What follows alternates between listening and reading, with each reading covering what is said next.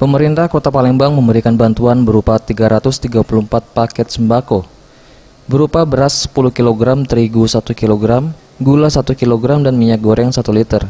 Kepada masyarakat kurang mampu yang bermukim di wilayah Kelurahan Bukit Lama Palembang, bertempat di kantor Lurah Bukit Lama Palembang, Rabu 6 Mei 2020.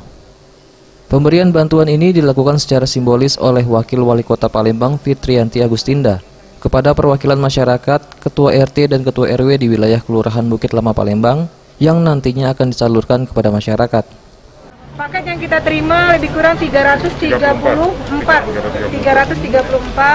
dan ini semuanya sudah kita simboliskan serahkan kepada perwakilan-perwakilan masyarakat, ada Ketua RT, Ketua RW, dan juga tokoh masyarakat. Mudah-mudahan bantuan ini betul-betul nanti bisa sampai tepat sasaran, karena saya pastikan tadi sudah sampaikan sama Pak Lurah bahwa nanti by name, by address akan ada catatannya, sehingga harapan kita bantuan apapun yang kita berikan atau nanti BNI berikan itu betul-betul tepat sasaran. Adapun pembagian sembako ini merupakan bantuan dari Bank BNI 46 Palembang yang diserahkan pimpinan BNI Kanwil Palembang Dodi Wijayanto kepada Pemkot Palembang untuk disalurkan kepada masyarakat yang membutuhkan.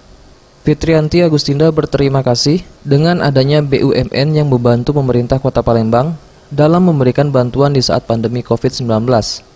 Fitrianti juga berharap nantinya akan ada lagi bantuan, baik itu dari komunitas, BUMN atau BUMD yang ada di Kota Palembang. Jadi kami tidak pernah, kadang-kadang kami tidak pernah memikirkan atau menilai bantuan itu nilainya berapa, berbentuk apa, silakan. Apa saja yang mau dibantu untuk masyarakat Kota Palembang untuk meringankan beban mereka, tentu kita sambut baik. Jadi sekali lagi, mudah-mudahan apa yang dilakukan oleh kawan-kawan BNI bisa dicontoh oleh kawan-kawan yang lain atau komunitas yang lain atau BUMD yang lain atau BUMN yang lain. Terima kasih sekali lagi, Pak. Iza PM, Sriwijaya TV.